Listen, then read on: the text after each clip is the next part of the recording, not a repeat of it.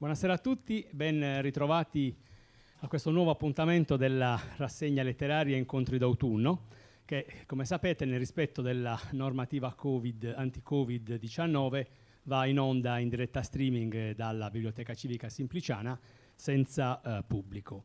Ospiti di questa sera è lo scrittore tempiese Francesco Cossu, che presento e che saluto. Grazie. E ringrazio di essere qui con noi questa sera, specialista nel genere noir, che presenterà il suo ultimo romanzo dal titolo Prede inconsapevoli. Francesco Cossu nasce a Tempio nel 1969, si laurea in lettere, insegna letteratura italiana e storia, ha diretto la rivista culturale Gemelle, ha collaborato con diverse testate giornalistiche e dal 1996 è corrispondente dell'Unione Sarda. Ha pubblicato 3 volumi di poesie e poi dopodiché si è cimentato nel noir. Prede inconsapevoli è il terzo romanzo di una serie, dopo Dietro il vento, con cui ha iniziato il suo esordio nella narrativa, e Anime inconsapevoli. Mi sposto, presento Caterina De Roberto, giornalista dell'Unione Sarda, che ringrazio di aver accettato il nostro invito a collaborare per la realizzazione di questa serata, ed infine Elena Frau che leggerà alcune pagine del romanzo che presenteremo questa sera. Grazie a tutti e buona serata.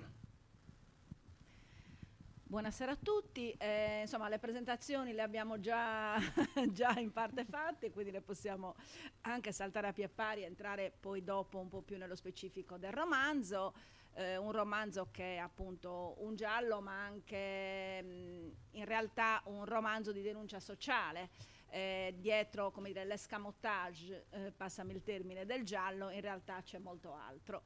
Quindi andremo a scoprire la storia delle sorelle Veronica e Laura Caputo, che muoiono a distanza di 3 ore, scusate, una dall'altra, dell'ispettore Curti, che non si accontenta della verità più comoda. Però andiamo subito a sentire il primo brano.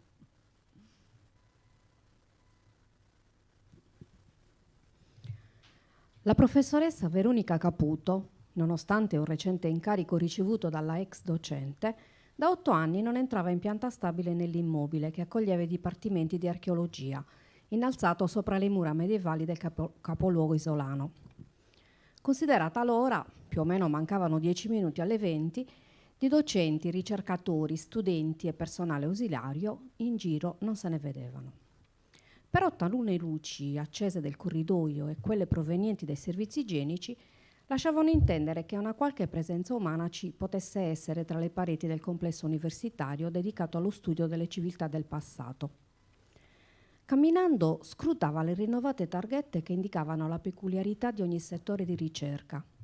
Il prescelto era il penultimo, il Dipartimento di Archeologia Classica, che precedeva quello delle province romane.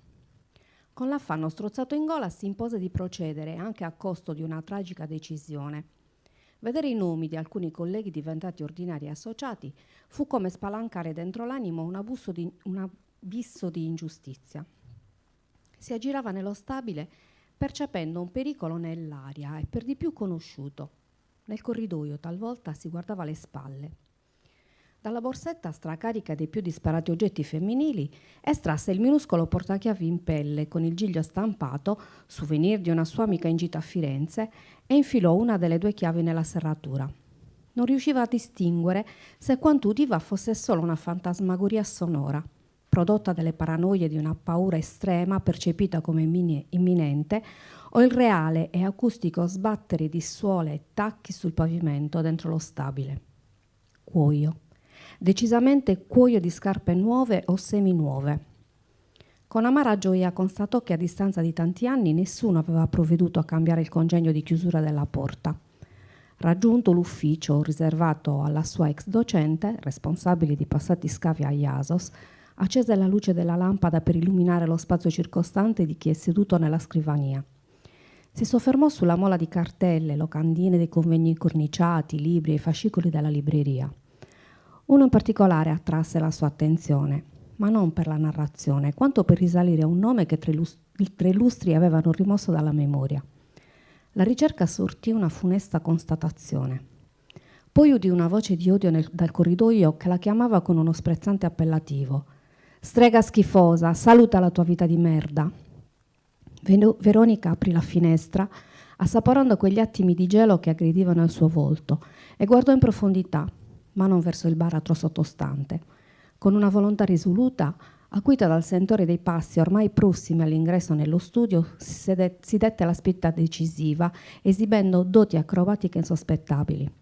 Mentre qualcuno le stava dietro, senza ricorrere alla sedia della scrivania, salì sulla soglia della finestra, da cui si catapultò di sotto, portandosi appresso materiale e spirito di una vita stroncata a 45 anni. Ecco, inizia così questa storia che è molto, molto affascinante, devo dire molto intricata, perché Francesco ci conduce attraverso la storia di queste due sorelle in un ginepraio di altre storie che si sovrappongono l'una all'altra, quindi insomma una vecchia storia che riguarda loro, però anche nuovi affari, è una sorta di lobby affaristica che intreccia la vita delle due sorelle, ma anche tutta una serie di interessi che si muovono intorno a questa cittadina che poi appunto Templi, quindi poi vediamo anche quanto il locale ha rilevanza in questa storia. La storia anzitutto, come è costruito il personaggio di queste due sorelle, di queste due gemelle poi, no? Sorelle, sono due sorelle appassionate tutte e due di archeologia. Una esercita la professione, però un po' a singhiozzo, perché ritorna dopo tanti anni appunto a occuparsi di archeologia. L'altra invece dirige un museo e fa l'insegnante part-time. Allora, diciamo che la spinta mi è venuta anche da vicino, nel momento che, avendo persone a me vicine che appunto sono appassionate di archeologia, mi veniva quasi spontaneo fare questo tipo di discorso, però l'ho preso come un esempio di un mondo, che è appunto quello dell'archeologia, soprattutto quello dell'archeologia legata al mondo universitario, dove purtroppo molti meriti vengono calpestati e quindi tante persone che meritevoli di un posto non riescono ad ottenerlo, e quindi è una, come posso dire, una specializzazione, un tipo di attività molto professionale che però viene un po' denigrata, viene un po' riservata a poche persone, ecco.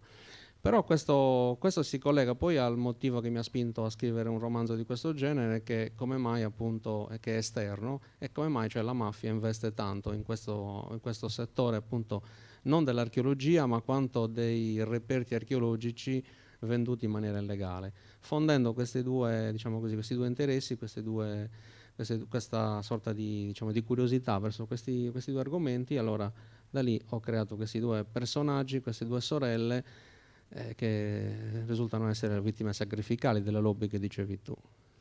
Ecco, c'è quindi anche un approfondimento, passami il termine, di cronaca dietro questa storia.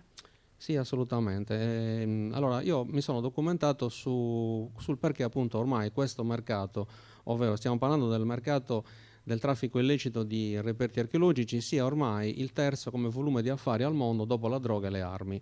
Vi do dei dati giusto per avere un po' presa sull'argomento. Allora, i dati sono i seguenti. Nel 2017 questo traffico illecito di reperti archeologici ammontava a 6 miliardi di dollari. È salito a 8 miliardi nel 2018. L'ultimo dato che abbiamo è quello appunto no, sto sbagliando, 2016 6 miliardi, 2017 8 miliardi, 2018 ammonta a ben 16 miliardi e 600 milioni. Ora, davanti a queste cifre mi sono chiesto come mai avviene tutto ciò. Avviene perché la mafia agisce in maniera indiretta. In pratica cosa fa? Commissiona ai tombaroli gli scavi illegali e poi ne acquisisce la proprietà. Li rivende questi reperti, soprattutto quelli più, diciamo così, di alto valore, perché comunque gli acquirenti non mancano, ci sono molti collezionisti, ci sono molti, diciamo così, molti interessati al settore che acquistano a cifre sbalorditive, mentre invece i pezzi di medio e basso, diciamo così, livello finiscono spesso nelle aste giudiziarie. Quando nelle aste giudiziarie manca la datazione, l'origine e la provenienza di questi reperti, al 99% c'è stata prima una compravendita illegale. Purtroppo però le case d'asta come Sotheby's e Christie's, per citare le più famose, purtroppo si tappano il naso e si turano il naso e comunque accettano lo stesso questi reperti e poi li rivendono. Stessa cosa quello che avviene anche nei musei con i quadri, che a volte noi vediamo la scritta collezione privata, pensiamo che sia una semplice donazione, a volte lo è, non è che sempre sia così, però spesso si tratta sempre di quadri di indubbia provenienza che i vari musei ospitano per una questione di prestigio, perché comunque è prestigioso per un museo avere per esempio dei quadri di diversi pittori piuttosto celebri. Ecco, quindi perché hai scelto la forma del giallo? Ho scelto la forma del giallo perché ormai questo genere, ovvero giallo, io direi trattino noir, è diventato ormai in Italia, ma non solo in Italia, un po' quello che nell'Ottocento era il romanzo verista, che denunciava quelli che erano in qualche modo i mali di una società, in quel caso una società industriale, che lasciava sacche di persone fuori da ogni tutela, emarginate, e oggi abbiamo questo genere, che è appunto il genere noir, che in qualche modo va a colmare una lacuna che non per la loro volontà, ma per come si sta strutturando il sistema, è una lacuna che hanno appunto per esempio molti giornalisti che faticano a fare giornalismo d'inchiesta. E quindi con quella famosa frase che tutto è frutto diciamo così, è frutto dell'ingegno, della fantasia dell'autore, un po' ci si tutela contro possibili querele e cose di questo tipo. Quindi diciamo che è diventato un po' un ripiego per molti scrittori, anche per qualche giornalista, e poi un po' perché rende il tutto più intrigante. Ecco, noi ci siamo, insomma, tra l'altro ci siamo conosciuti in ambito professionale, ti ho conosciuto giornalista, e in te comunque queste forme di scrittura convivono in qualche maniera, perché insomma il giornalista, il poeta, perché ha scritto dei libri di poesie, e insomma è l'autore di prosa. Che differenza c'è? Che approccio diverso hai alla scrittura? Beh, per quanto riguarda il giornalismo, dove ovviamente non ho nulla da insegnarti, anzi semmai il contrario, lì devi in qualche modo essere quanto più possibile comprensibile a chiunque, e quindi devi fare un tipo di scrittura dove devi semplificare al massimo, ed è una scrittura veramente oggettiva a tutto tondo, al 100%. La poesia, per come la intendo io, perché poi ci sono diverse forme di poesia, c'è la poesia civile, c'è la poesia intimistica e così via. Nel mio caso, come ho detto tante volte, è una sorta di attraversata dell'anima, quindi è come microfonare proprio l'anima e fare uscire la parte più profonda di te. A un certo punto mi sono reso conto però che il formato poesia un po' mi stava stretto, nel senso che le cose da dire, le cose da raccontare erano talmente tante che ho avvertito l'urgenza, questo circa poco più di 10 anni fa, ho avvertito l'urgenza di espandere appunto e di scrivere delle vicende dove, prendendo spunto dal fatto che certa realtà che mi circonda non mi piace, ho cercato appunto di creare una realtà, infatti sono tutti romanzi seriali, dove appunto le cose, pur funzionando male, c'è comunque in fondo al tunnel una bella luce che ti permette comunque di essere, tra virgolette, ottimista. Il romanzo è anche molto legato al territorio nel quale tu vivi, e questo del resto è una cosa che ricorre abbastanza in tutti i nuovi autori di noir, nuovi o meno nuovi, nel senso gli autori che vanno per la maggiore. Ecco, noi non possiamo pensare a Montalbano senza la Sicilia, non possiamo pensare a Carofiglio fuori da Bari, insomma, giusto per fare gli esempi più immediati. E anche a molte cose, per restare in Sardegna, di Francesco Abate, che sono molto cagliaritane. Quindi quanto c'è di Tempio, quanto conta Tempio e quanto dietro l'artificio letterario del giallo tu racconti dei vizi della tua città. Allora, ovviamente... Vizi e virtù, naturalmente. Sì, ma ultimamente più vizi. Allora, c'è anche qualche virtù. No, niente, allora, ovviamente io ho un po' modificato il nome, ho usato il plurale di tempio, cioè templi, perché ci sono, secondo me, anche se un piccolo centro, ci sono tante piccole tempio come Olbia, siccome ci saranno seguente tante piccole Olbia, sicuramente. E poi perché in qualche modo volevo, sì, l'ambientazione, diciamo così, toponomastica e così via, lasciarla intatta. però nello stesso tempo Tempio diventa, o Templi diventa un po' il teatrino di tutta un po' la provincia italiana, cioè quello che io faccio accadere a Templi poteva tranquillamente accadere a Padova, poteva accadere a Campobasso, poteva accadere a Messina. E in qualche modo è soltanto un luogo che però, diciamo così, ha degli specchietti che rimandano un po' a tutta la provincia italiana.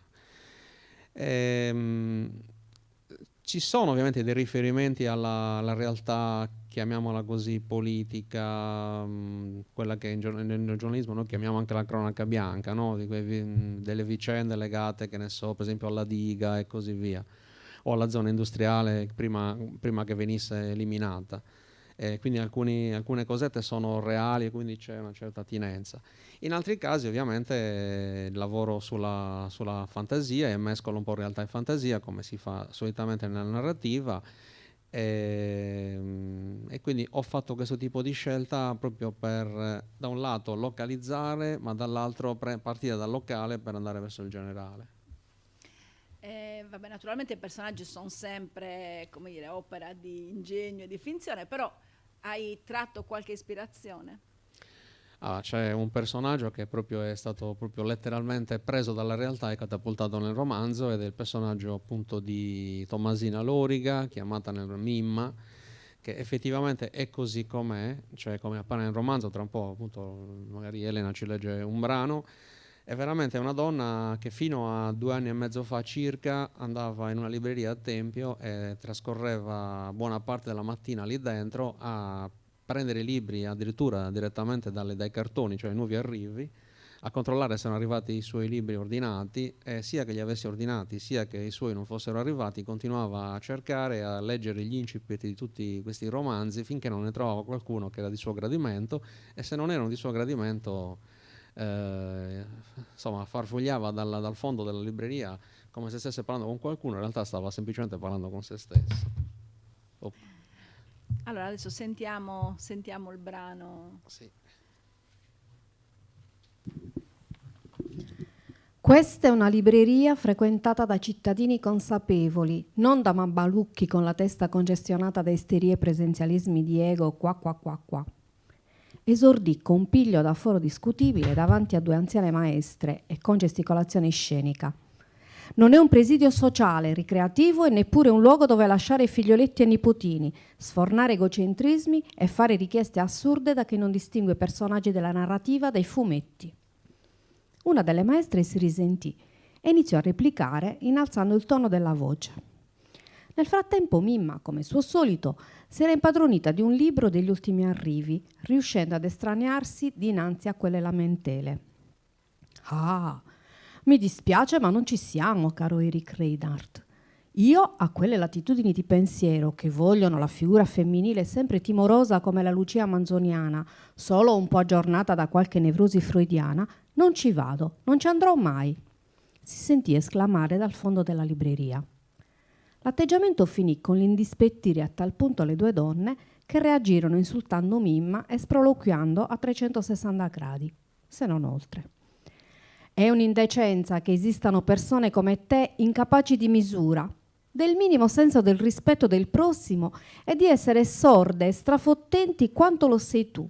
Devi finirla con questa indifferenza insopportabile verso la serietà.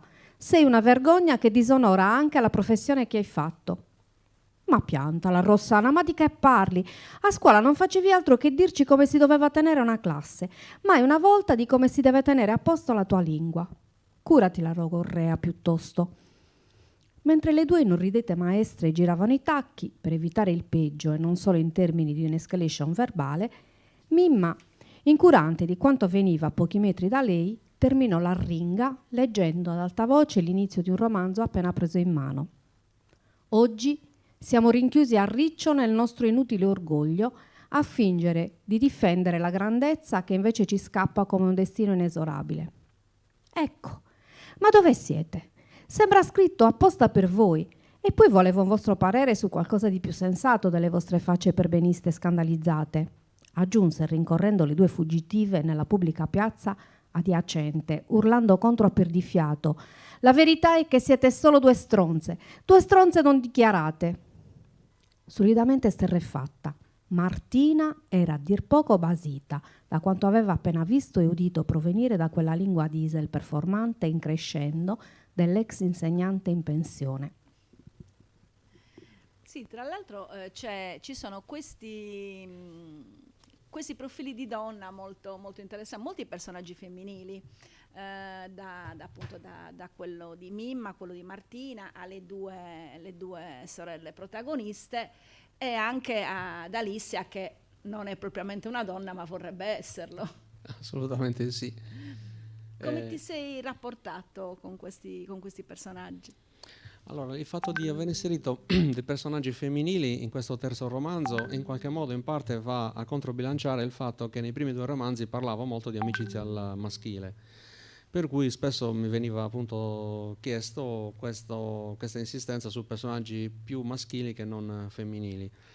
E allora in questo terzo romanzo in qualche modo ho fatto sì che Martina, che è questa libraia amica di Laura Caputo, nonché appunto amica, oltre che essere la titolare della libreria dove Mimma si reca, e anche in qualche modo collega nel senso di attività commerciale con Alicia, che comunque ha una boutique proprio vicino alla libreria.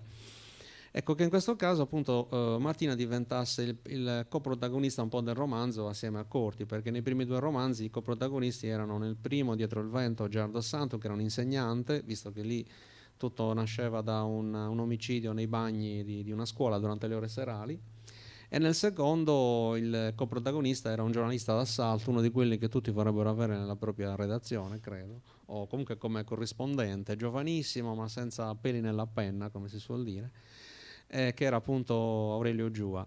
Quindi nel terzo ho preferito mettere appunto inserire una donna come coprotagonista di Corti e parlare un po' di un'attività come quella di una libreria e quindi di una libraia che però ha un sogno nel cassetto, che è quello appunto di scrivere libri, come dice lei, che nessuno pubblica, nessuno le pubblica, e quindi soffermarmi un po' su uno spaccato dell'amicizia femminile anche finché era in vita tra Martina e Laura, tant'è vero che c'è questo filo rosso che proprio Martina in qualche modo poi insomma avrà la sua rilevanza nella risoluzione del caso. Sì, e poi invece c'è il direttorio, qui vabbè, non sveliamo troppo, però Sì, c'è insomma questa lobby di potere che si occupa poi dei più svariati traffici. Allora, si occupa di più svariati traffici perché io un po' già quando avevo scritto Dietro il vento mi ero reso conto che in qualche modo chi fonda, chi crea delle associazioni, diciamo così, di malaffare non si limita ad un solo settore, ma spazia tantissimo. In questo caso ho preso spunto anche nel caso di Dietro il vento, ho preso spunto anche da quello che stava accadendo a Tempio o Templi, e cioè per esempio si voleva realizzare un termovalorizzatore e chi in qualche modo doveva realizzarlo era una stessa società che avrebbe ricevuto dalla Comunità Europea dei fondi per creare anche appunto, cioè, sto sbagliando, cioè chi nel romanzo Dietro il vento voleva creare dei parchi eolici, nello stesso tempo poi voleva acquisire dei fondi dalla Comunità Europea per un inceneritore. Quindi da un lato energia pulita, dall'altro un qualcosa che insomma tra diossina e cose del genere qualche dubbio viene. E poi man mano che ho continuato a scrivere e a documentarmi ho visto casi di questo genere, cioè gruppi di malaffare che proprio hanno diciamo così, le mani in pasta veramente in tanti settori. Proprio perché devono un po' succhiare lì, un po' succhiare là, in qualche modo avere sempre diciamo così, nuove bocche da riempire, nuova linfa per potersi diciamo così, finanziare e andare avanti. Che tipo di scrittura, di lavoro hai? Sei uno che scrive di impulso e poi sistema? Sei uno che invece che ha una scrittura tormentata? Scrivi di giorno, scrivi di notte? Allora, diciamo che scrivo, detto proprio quando proprio ho tempo, perché ormai tra l'attività di insegnante e la famiglia e tutte queste cose qua mi rimane poco tempo, per cui essere metodici mi viene un po' difficile. Magari nel fine settimana un po' di più, però diciamo che tendo molto a buttare giù improvvisamente delle cose su dei fogli, questi fogli mi servono come punto di riferimento. Poi però per definire il tutto, un po' come diceva Moravia, ti devi sedere e devi lavorare, nel senso che quelle ore gliele devi dedicare, e quindi anche se hai l'impulso, poi l'impulso, se non è, come posso dire, se non è seguito da un impegno abbastanza continuo, trovandoti tu il tempo adeguato per poterlo fare, diventa soltanto una, diciamo così, un'intuizione che può andare bene per la poesia ma non per la prosa. Quindi mi soffermo su alcune cose così che mi vengono spontanee, le butto giù su dei fogli, e poi questi fogli mi servono come punto di riferimento. Il centro di questa, che poi di questa serie che avrà degli ulteriori sviluppi, insomma, è l'ispettore Corti. Che tipo è? Allora, Corti nel primo romanzo, Dietro il vento, diciamo che pochi inizialmente lo avrebbero visto come un personaggio simpatico, uno di quelli che ti colpisce, perché inizialmente in Dietro il vento è molto antipatico. C'è una motivazione: lui quel giorno in cui viene ritrovato il cadavere di una giovane ex segretaria di una scuola, non doveva essere lì a investigare, perché lui stava seguendo appunto una sua personale indagine su appunto la speculazione eolica. Poi però stranamente, diciamo così, l'indagine di questa ragazza lo porta quasi a inseguire, cioè come se le due vicende si intersecassero. Quindi man mano che si procede diciamo così, nella lettura, Corti piano piano risulta essere un pochino più definito come personaggio. È uno che innanzitutto non guarda in faccia a nessuno, è uno che non rispetta quelli che vengono chiamati, diciamo così, gli intoccabili o i colletti bianchi e così via. È uno che dal basso, perché comunque è un ispettore, quindi ha sopra di sé un superiore diretto nel commissariato che è il vicequestore, riesce comunque in qualche modo con la sua tenacia quasi a portare all'estremo diciamo, le indagini, anche quando lo vogliono frenare. È uno che non fa compromessi, che non vuole fare compromessi, è uno che ha delle fonti e delle intuizioni molto particolari. Per il resto è come posso dire, è un ispettore, è un detective, se vogliamo usare un termine inglese, che non ha particolari difetti, perché ultimamente la maggior parte dei personaggi delle forze dell'ordine che investigano hanno tutti dei problemi o familiari o personali, o hanno dei vizi particolari. Io non gli ho voluto dare nessun tipo di vizio, nessun tipo di caratteristica particolare, se non quella di essere uno molto ligio alla propria professione, fatta con quell'intento che dicevo prima. Siccome molta realtà circostante non mi piace, ci ho messo tanta realtà circostante brutta, però un personaggio pulito, senza compromessi, che va fino in fondo nel suo mestiere, fino a quando non raggiunge la verità. Forse talvolta un po' disinvolto nel condurre gli interrogatori, magari. È abbastanza disinvolto. Lui applica questa. Allora, si capisce che lui ha svolto degli studi di psicologia, non si è mai laureato, quindi questo gli preclude anche di salire di carriera. Però, siccome ha fatto questi studi, in qualche modo cerca di trasporre negli interrogatori un po'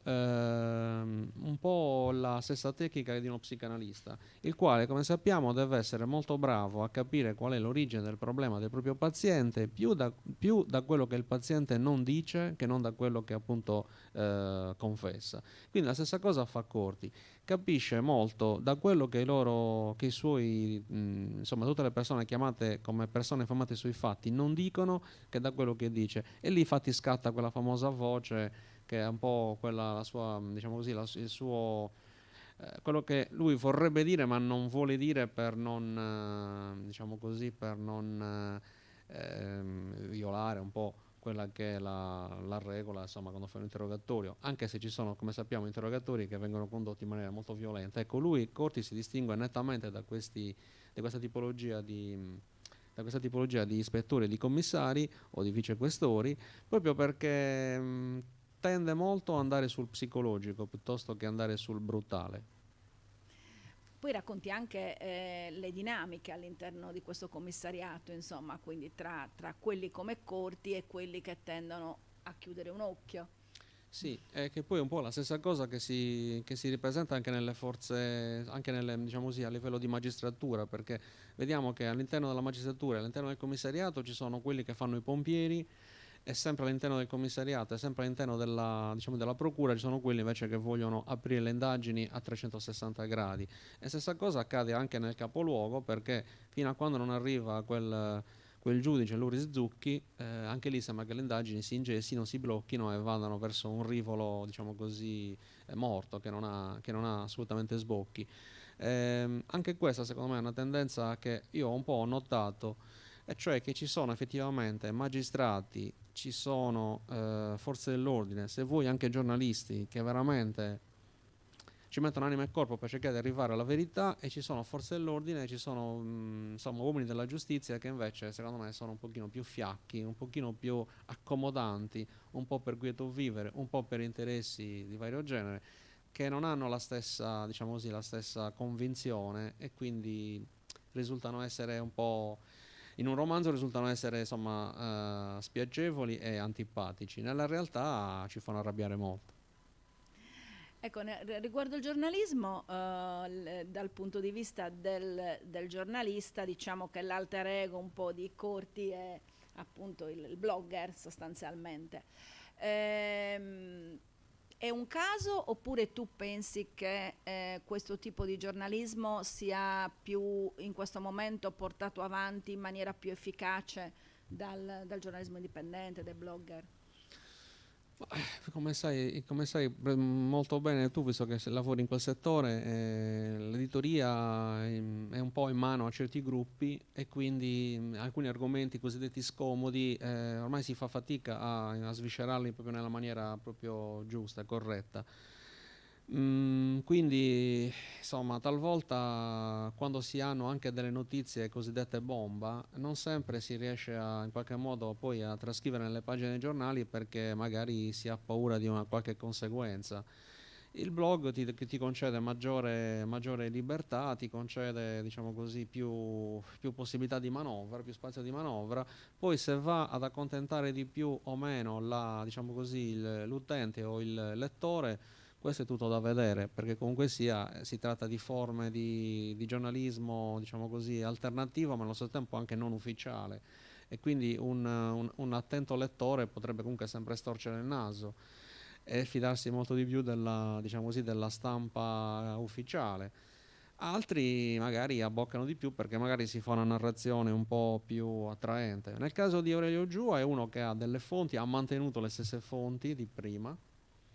Non posso svelare molto perché dovrei tornare indietro al precedente romanzo. È uno che ha delle fonti impressionanti, che veramente chi fa il giornalista vorrebbe avere, e spesso addirittura arriva alla notizia prima ancora di Corti. Tant'è vero che nel precedente romanzo, Anime intossicate, Aurelio Giua è veramente determinante per Corti, cioè senza alcuni suggerimenti e senza il pungolo di Aurelio Giua, forse contro quel mondo ecclesiastico lo stesso Corti forse avrebbe avuto molte più difficoltà a sciogliere il caso. Tornando al discorso iniziale della città e del racconto di un certo di vizi e virtù della città, tu pensi però che si possano raccontare delle storie universali partendo dal locale, cioè che il locale sia un microcosmo, come dire, racconta un villaggio e racconterà il mondo. No, secondo me sì. Allora io ricordo proprio più autorevolmente di noi. Sì, no, io ne sono convinto, ma anche perché per la pratica, nel senso che quando appunto collaboravo più o meno a tempo pieno con l'Unione Sarda e seguivo consigli comunali, per esempio, io mi rendevo conto che i meccanismi che c'erano all'interno di un consiglio comunale erano gli stessi di un consiglio regionale, ovviamente nel loro piccolo, e gli stessi di un Parlamento, cioè vedevi delle persone, ad esempio, non so, la minoranza, che si comportava in una certa maniera come si comporta in Parlamento, cioè facendo ostruzione tanto per farlo, per bloccare una legge, e così la stessa cosa lì, pur di bloccare un provvedimento andavano a cercare i peli nell'uovo, e a volte magari tralasciando la sostanza, cioè c'erano tanti di quegli argomenti su cui fare diciamo così, opposizione, e non li si faceva. Tant'è vero che io sono rimasto, non ricordo raramente sia le mie poesie sia i miei articoli, però una cosa mi è rimasta sempre: l'Accademia della Lontananza. iniziai un articolo sul Consiglio Comunale di Tempio così: l'Accademia della Lontananza. Cioè era un periodo in cui a Tempio ci stavano portando via di tutto, cioè il tribunale che stava subendo un tracollo, avevano tolto la linea ferroviaria Tempio, Nulvi e Palau, che poi arrivava fino a Sassari, un ridimensionamento dell'ufficio delle entrate, l'ospedale, il carcere addirittura volevano chiuderlo, i consigli comunali si lamentavano del fatto che c'erano troppe cartacce nelle loro cassette portalettere. Ok, vabbè, di che cosa stiamo parlando? Il mio collega della Nuova Sardegna, pioggia di soldi a pioggia, finanziamenti a destra e a sinistra, e io invece dicevo: ma di che cosa stiamo parlando? E allora insomma, mi sono reso conto che nel piccolo ci sono gli stessi meccanismi che ci sono nel grande. Ovviamente cambiano le cifre e cambiano i numeri, però l'atteggiamento secondo me è lo stesso. Se tu ti sei affezionato a Corti, quindi sai in programma delle nuove storie. Allora, io di Corti ho scritto già altre 5 storie concluse, e in questo momento sto scrivendo, sono i primi 10-11 capitoli, sto scrivendo il 9. Sì, diciamo che ho ancora la vena abbastanza aperta e quindi la sfrutto. Sì, sono sempre comunque tematiche a sfondo di denuncia sociale. Il prossimo, siccome alcuni lo sanno, è anche un po' atteso, anche se non so quando verrà a luce, perché questo il momento me l'ha dato secondo me per pubblicare romanzi. Lo stesso Prede Inconsapevole è stato pubblicato a febbraio, prima che Conte ci desse insomma la prima chiusura, e quindi decretasse la prima chiusura, per cui un po' è stato anche qua, gli hanno un po' tarpato le ali questo romanzo. Mi sono rifatto un po' d'estate, ho fatto un bel po' di presentazioni, però comunque sia è un momento infelice. L'argomento è quello legato alla sanità locale e quindi all'ospedale, cose di questo tipo. Quindi, grandissima attualità. molta attualità, scritto nel 2016, tra il 2016 e il 2017, quindi quando insomma la cosa stava proprio già iniziando a degenerare.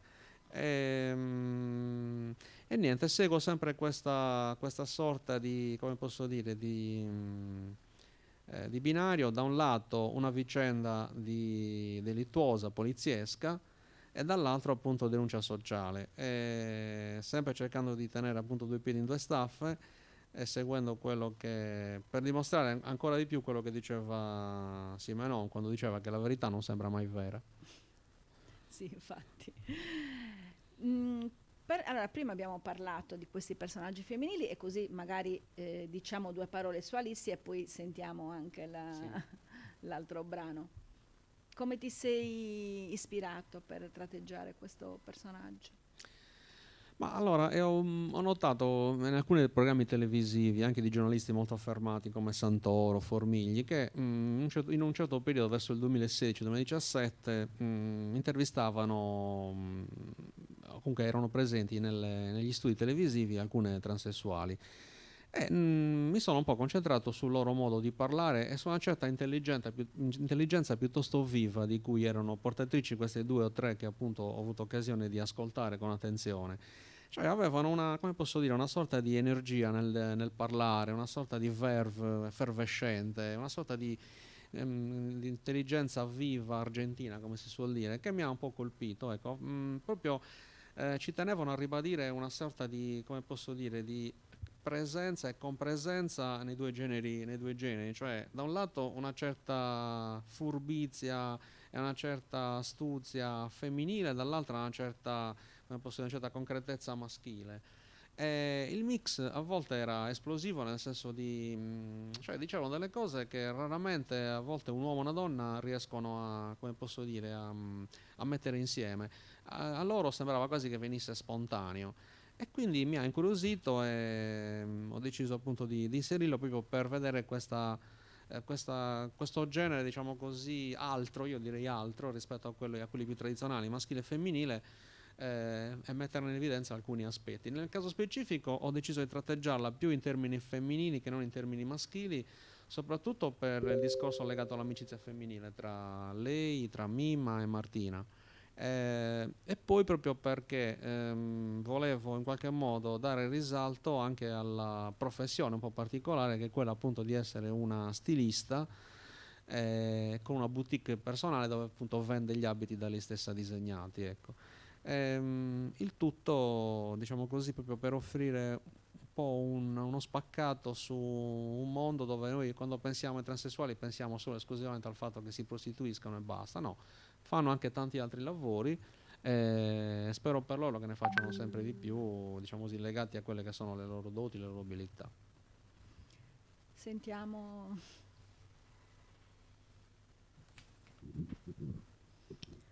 Sedendosi con eleganza nella sedia, in attesa di essere ascoltata, Alicia si esibiva con enfasi studiata nella sistemazione della capigliatura, ritoccandone la piega e nell'adagiare al meglio la giacca di pelle allo schienale. Sopraggiunsero Corti e De Logu con il fascicolo fra le mani, mentre Meloni chiuse la porta. L'ispettore, senza una vera spiegazione, deponeva molte speranze nelle parole della convocata. Pur animato da simili aspettative, manifestò un atteggiamento distaccato, tanto che Alicia si risentì per un presunto sessismo dell'interlocutore, con un discreto picco di permalosità teatrale. «Ispettore, sta pensando di me che sono una checca?» «No, semmai che possa fornirmi una chicca per le nostre indagini», replicò lui con magistrale sintesi. «Mi scusi, ma da quale attività ha vissuto prima dell'apertura del suo atelier?» «Di acrobazie», rispose Alicia con secca testualità.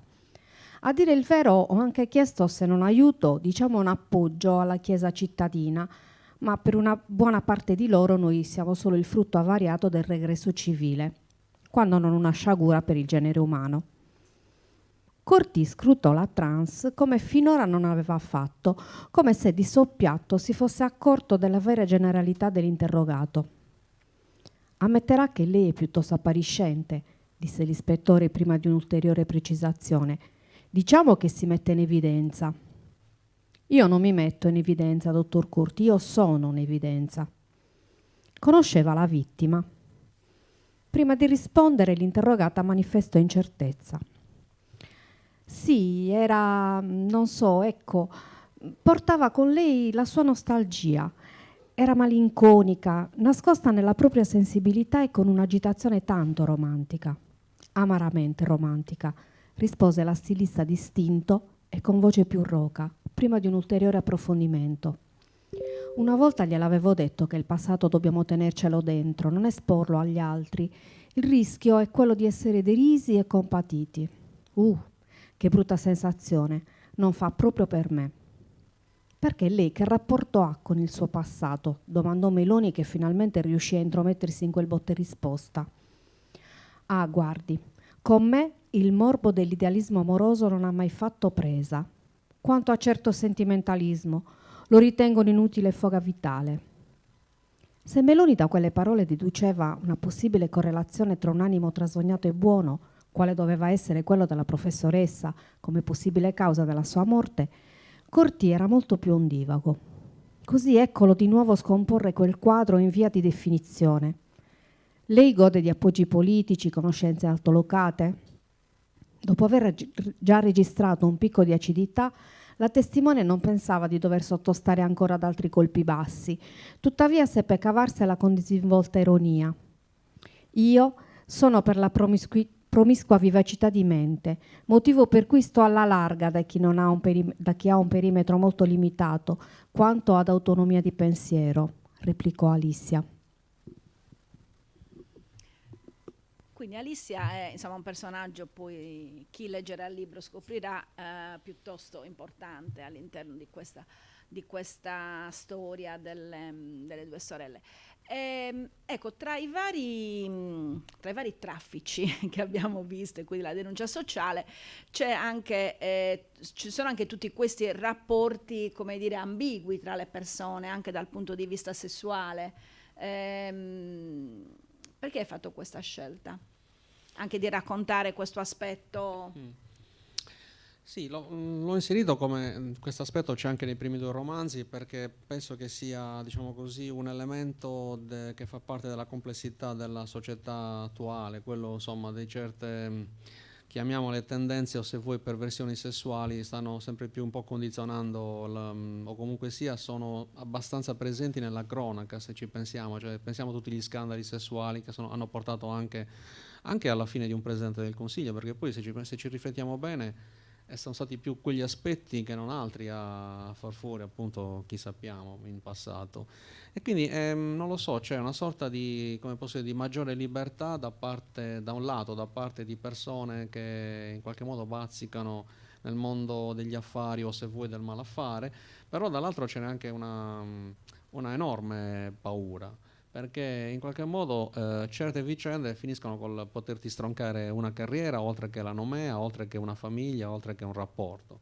Per cui è una sorta di, come posso dire, di strada lastricata da un lato c'è la provocazione e la voglia di in qualche modo di cedere diciamo così, al piacere, cedere all'attrazione, però dall'altro ce n'è una grandissima paura.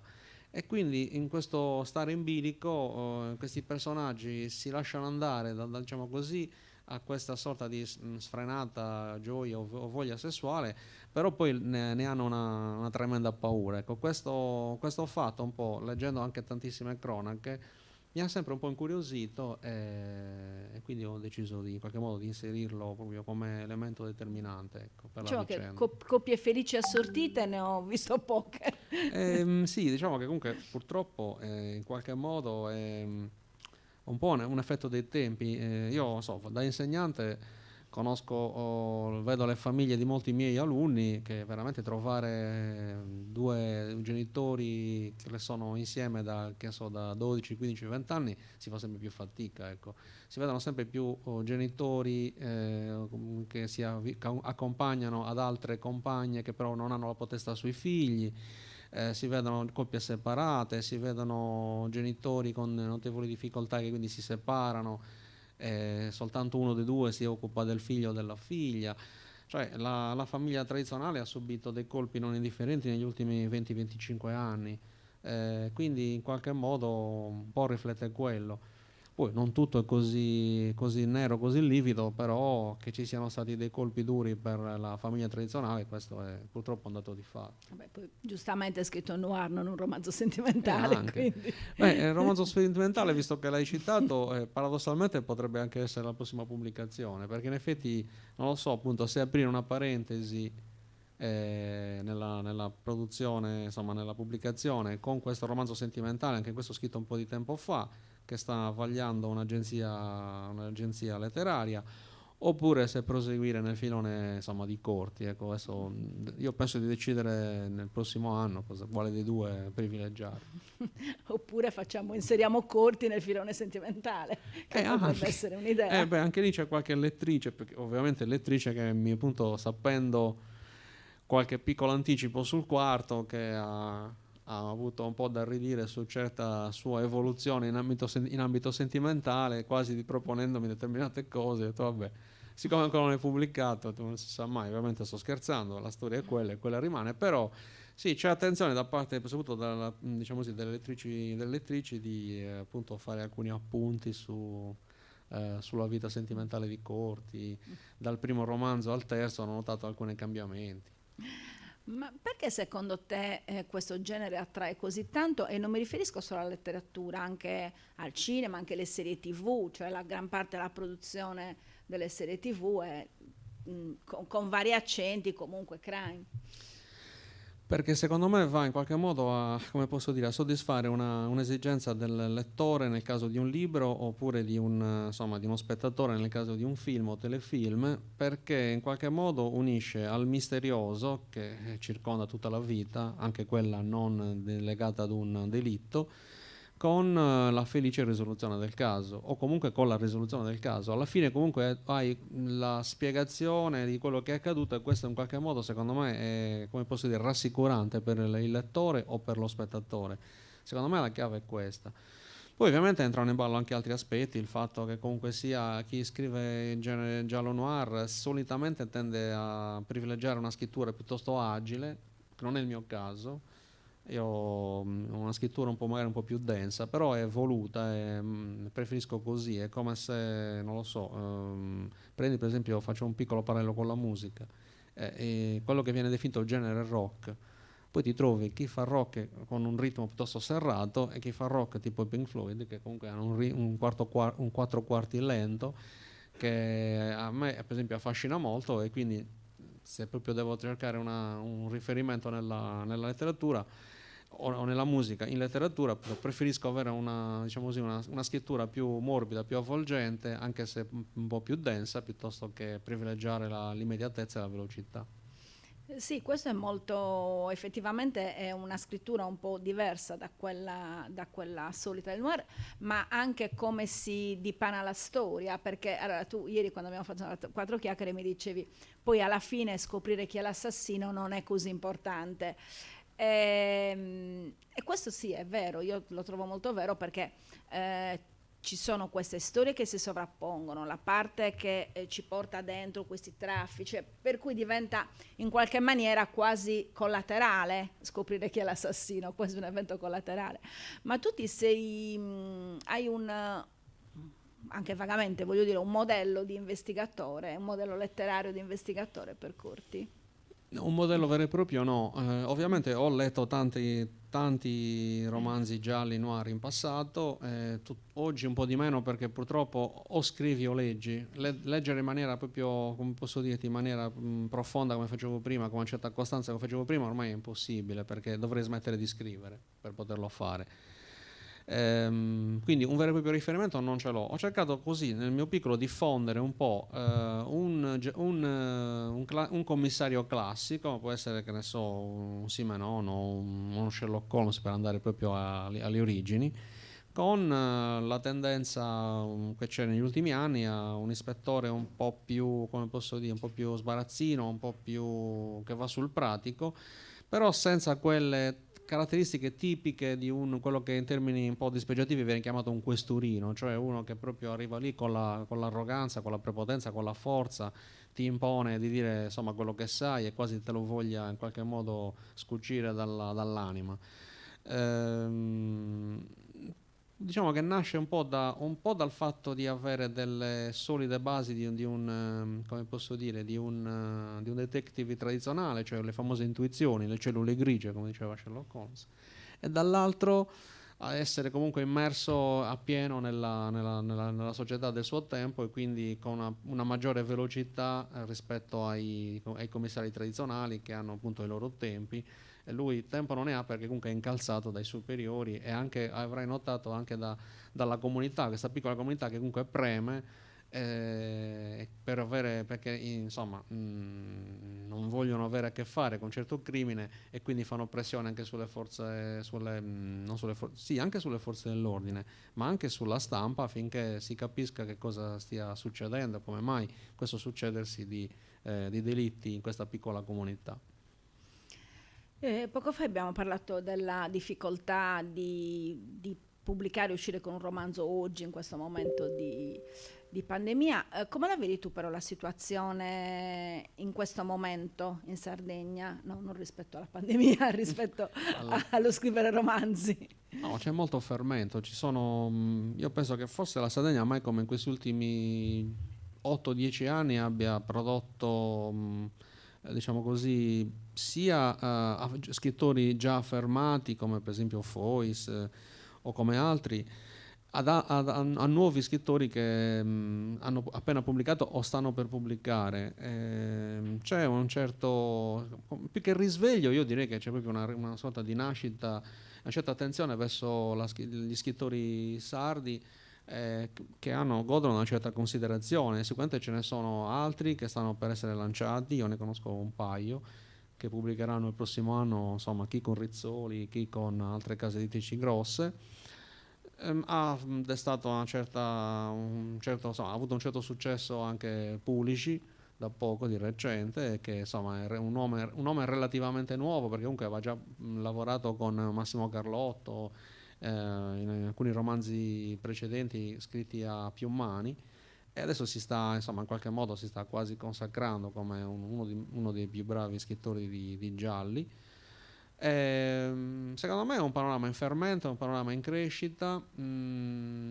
L'editoria tutto sommato sta sfornando secondo me anche prodotti tutto sommato di qualità, perché adesso ci sono tante agenzie che filtrano tantissimo, nel senso che ormai è inutile inviare il proprio manoscritto direttamente ad una casa editrice, è proprio inutile. Se mi dovessero chiedere un consiglio a chi vuole pubblicare, a un giovane, gli direi di lasciar perdere. Oggi in qualche modo bisogna affidarsi a delle agenzie che sono delle intermediarie tra la casa editrice e l'autore. Quindi una casa editrice si fida molto di più di quella del filtro fatto da un'agenzia, piuttosto che leggere direttamente il manoscritto che inviato. fa una prima valutazione esatto, del lavoro. Esatto, perché vengono fatte una serie di correzioni, vengono messe in campo una serie di suggerimenti, il testo viene in qualche modo già rielaborato e poi proposto ad una casa editrice o a tante case editrici. E secondo te in questo panorama c'è un racconto fedele della Sardegna? Mi spiego meglio. Io per quanto riguarda il cinema, una volta in un'intervista ad Antonello Grimaldi raccontava, secondo me ha ragione, diceva: la Sardegna che emerge al cinema è sempre solo o la Sardegna tradizionale, la Sardegna delle zone interne, quindi o comunque legata appunto a fatti di cronaca, e emerge poco per esempio la Sardegna cittadina, la Sardegna cagliaritana, sassarese, insomma delle nostre città, che adesso sicuramente lui all'epoca forse aveva appena girato Procedura probabilmente, che invece era esattamente il cinema cittadino, un po' su Cagliari. Adesso questa lacuna mi sembra che sia abbastanza colmata. Tu pensi che gli scrittori sardi facciano emergere in qualche maniera la Sardegna di oggi? Allora, secondo me c'è un po' un limite ancora, perché effettivamente quello che diceva Grimaldi l'ho pensato anch'io tantissimo tempo fa, cioè vedevo che non solo nel cinema ma anche nella letteratura andava per la maggiore soprattutto concentrarsi su vicende legate alla zona, insomma alla zona del Nuorese, quindi tutta l'area barbaricina in qualche modo, oppure in qualche caso però romanzi un po' così, qualcuno che tentava di dare un'immagine un po' sbiadita della Costa Smeralda. Adesso negli ultimi anni come dicevi tu, proprio Cagliari secondo me la stanno un po' colmando, ma anche uno di questi ragazzi che conosco io, del ragazzo perché ha 28 anni, ha incentrato tutti i suoi romanzi proprio su Cagliari e descrive Cagliari e l'Interland in maniera piuttosto, diciamo così, abbastanza fedele ovviamente al genere, nel senso che lui parla del malaffare, quindi ovviamente parla di quegli aspetti. Secondo me manca molto il nord di Sardegna, nel senso che secondo me sia Olbia sia Sassari meriterebbero di essere raccontate in maniera più approfondita, ma tant'è vero che alcune persone, anche a me, mi hanno detto tu ambienti le vicende a Templi, probabilmente perché vivi a Tempio, però sicuramente la radice e l'origine di certe tue indagini che metti insomma nei romanzi, secondo me necessitano di maggiore approfondimento e il luogo più adatto potrebbe essere per esempio Olbia, e in effetti hanno un po' ragione, nel senso che gli interessi che in qualche modo ballano sulla città appunto che oggi ci ospita sicuramente sono superiori rispetto a quelli di Tempio, dove arriva soltanto un piccolo rivolo. Sicuramente secondo me per un olbiese c'è molto da lavorare. Allora insomma la sfida è aperta, direi che la sfida è aperta. Io vi ringrazierei insomma certo, chi ci ha seguito, quindi niente, prede inconsapevoli, andiamo a scoprire chi è l'autore di questi 2 delitti, anzi 3. Dai, questa piccola anticipazione la possiamo dare. Grazie.